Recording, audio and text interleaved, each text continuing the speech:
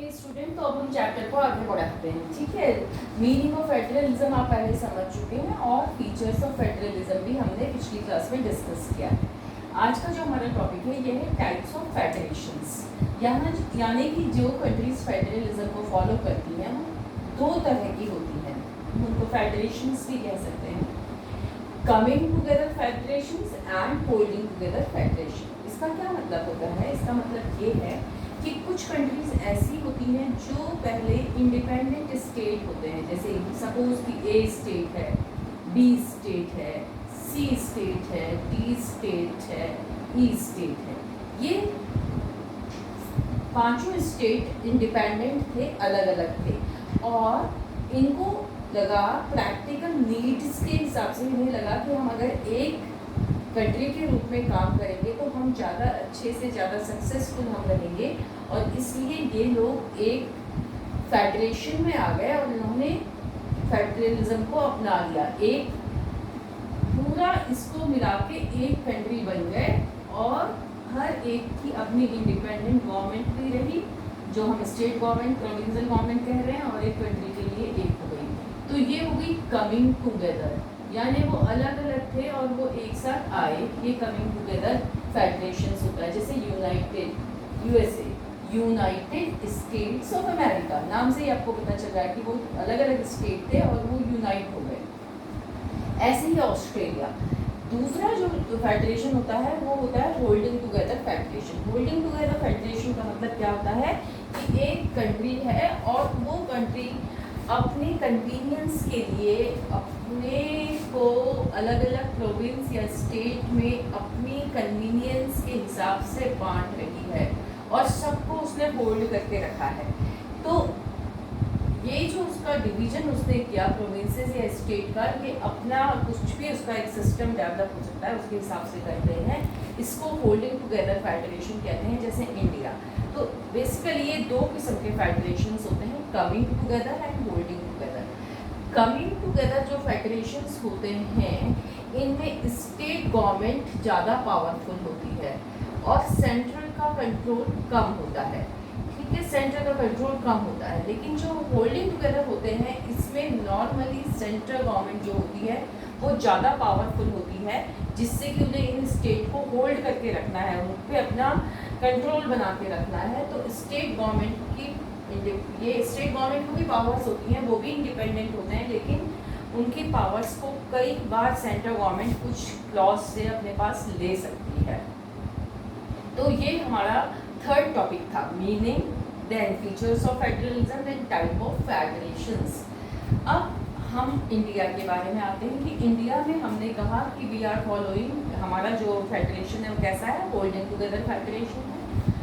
और हमारे यहाँ एक यूनियन गवर्नमेंट होती है, सेंट्रल गवर्नमेंट, एक स्टेट गवर्नमेंट होती है, स्टेट गवर्नमेंट के नीचे लोकल गवर्नमेंट्स भी होती हैं। और आपको पहले ही बताया है कि सिटीजन्स कॉमन हैं, लेकिन उनका जो जुरिस्डिक्शन है वो अलग अलग होता है। तो उसमें आपको मैंने पिछली क्लास में बताया था कि कॉन्स्टिट्यूशन ने उसको डिफाइन किया हुआ है कि कौन सा राइट किसका है। आज हम इसी को देखेंगे, the three fold distribution of legislative power, यानी कि लेजिस्लेटिव जो पावर्स होती हैं वो कैसे डिस्ट्रीब्यूट हैं। तो कॉन्स्टिट्यूशन ने 3 लिस्ट बनाई है। पहली लिस्ट को हम बोलते हैं यूनियन लिस्ट। यूनियन लिस्ट में वो सारी चीज़ें होती हैं जो कि नेशनल इम्पोर्टेंस की हैं, जो पूरी कंट्री के लिए बहुत इम्पोर्टेंट होती हैं। जैसे कि हमारी यू कैन से हमारी डिफेंस है, बैंकिंग है, मनी है, ये सब हमारा डिफेंस आता है। ये सब चीज़ें जो हैं ये नेशनल इम्पोर्टेंस की हैं, पूरी कंट्री के लिए इम्पोर्टेंट है, इसलिए ये यूनियन लिस्ट में आती हैं। इसमें लेजिस्लेटिव पावर किसके पास है? यूनियन गवर्नमेंट के पास। यूनियन गवर्नमेंट ही इसमें नए कानून बना सकती है। स्टेट गवर्नमेंट के सब्जेक्ट जो स्टेट की इम्पोर्टेंस के हैं, ठीक है, स्टेट की इम्पोर्टेंस के, जैसे पुलिस, ठीक है, ये स्टेट गवर्नमेंट का सब्जेक्ट है। आप देखते होंगे अरुणाचल की पुलिस अलग है, आसाम की पुलिस अलग है, यूपी की पुलिस अलग है, लेकिन आर्मी ऐसी नहीं होती कि अलग अलग जगह की आर्मी अलग हो या नेवी अलग हो या एयरफोर्स अलग हो, पूरी कंट्री का एक जैसा होता है। अब तीसरी जो लिस्ट होती है वो है कॉन्करेंट लिस्ट। यूनियन लिस्ट पे कौन बना रहा है, इसमें सेंट्रल गवर्नमेंट बना रही है। स्टेट लिस्ट पे कौन बनाता है, स्टेट गवर्नमेंट बनाती है। और कॉन्करेंट लिस्ट पे स्टेट गवर्नमेंट भी बना सकती है एंड यूनियन गवर्नमेंट भी कानून बना सकती है, दोनों बना सकते हैं। लेकिन अगर कोई कानून ऐसा बन गया जो कॉन्ट्रडिक्टरी हो, यानी कि स्टेट कुछ और बोल रहा हो और यूनियन कुछ और बोल रहा हो, तो उस समय यूनियन गवर्नमेंट के बनाए हुए कानून को ही माना जाएगा। तो देखिए हमने फिर प्रूव किया कि होल्डिंग टुगेदर में सेंट्रल गवर्नमेंट ज़्यादा पावरफुल है। जैसे इसमें कॉन्करेंट में एजुकेशन में आप देखो कि स्टेट गवर्नमेंट के भी अपने स्कूल चलते हैं, सेंट्रल गवर्नमेंट के अपने अलग स्कूल चलते हैं, दोनों के रूल्स एक दूसरे से अलग हैं। लेकिन सेंट्रल गवर्नमेंट कुछ रूल्स को स्टेट गवर्नमेंट पे इम्पोज कर सकती है। अब जिस समय हमारा कॉन्स्टिट्यूशन बना 1950 में ये इम्प्लीमेंट हुआ, उसके बाद से कई सब्जेक्ट ऐसे होंगे जो उस समय इन लिस्ट में इंक्लूड नहीं हुए होंगे।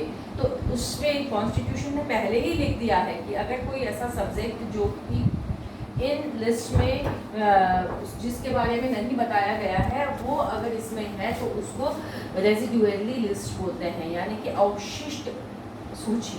तो जो बचे हुए सब्जेक्ट हैं वो इस वाली में आता है और इस पे कानून बनाने का फिर से राइट किसको हो गया, यूनियन गवर्नमेंट को हो जाता है।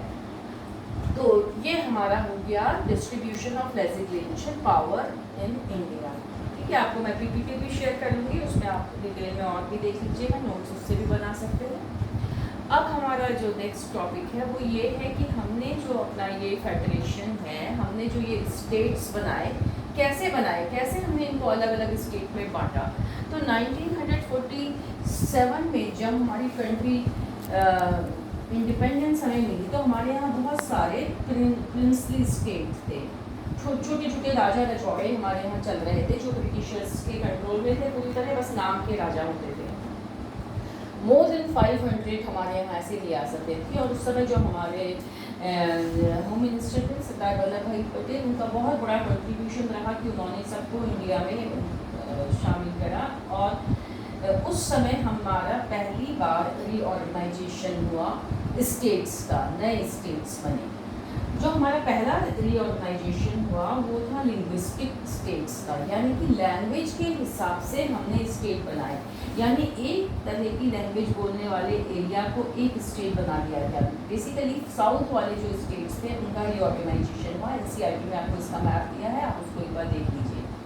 तो ये जो थे उस समय इसका बहुत अपोजिशन हुआ, बहुत इसमें आर्ग्यूमेंट डिबेट हुई कि अगर हम लैंग्वेज के हिसाब से स्टेट को रीऑर्गेनाइज करेंगे तो ये लोगों में यूनिटी को डिस्टर्ब करेगा और लोगों में ज़्यादा अपनी भाषा के लिए वो लोग ज़्यादा रिजिड होने लगेंगे। लेकिन फाइनली इस पर डिसीजन यही हुआ कि लिंग्विस्टिक रीऑर्गेनाइजेशन होगा और इट वॉज सक्सेसफुल, वो काफ़ी सक्सेसफुल रहा। उसके बाद कई बार हमारे यहाँ रीऑर्गेनाइजेशन हुआ है। वो रीऑर्गेनाइजेशन कई बार जोग्राफिकल नीड्स के हिसाब से, कई बार कल्चरल नीड्स के हिसाब से हुआ है। जैसे आपको पता होगा बिहार, झारखंड, छत्तीसगढ़, यूपी से अलग होकर उत्तराखंड, ये सब कुछ अलग अलग स्टेट बीच में बनते रहे हैं। लेटेस्ट जो था तेलंगाना स्टेट बना, आपको पता है। और जो अभी सबसे ज़्यादा लेटेस्ट जो हमारा रीऑर्गेनाइजेशन है वो जम्मू एंड कश्मीर को यूनियन टेरिटरी डिक्लेयर करा गया है। तो ये हमारा फेडरलिज्म का एक बहुत इम्पॉर्टेंट एस्पेक्ट है कि जो हमारे स्टेट गवर्नमेंट से इनका रीऑर्गेनाइजेशन, स्टेट्स एंड प्रोविंसेस का रीऑर्गेनाइजेशन कैसे हुआ। आज के लिए हम इतना ही करेंगे, फिर हम लैंग्वेज पॉलिसी नेक्स्ट क्लास में करेंगे। Thank you.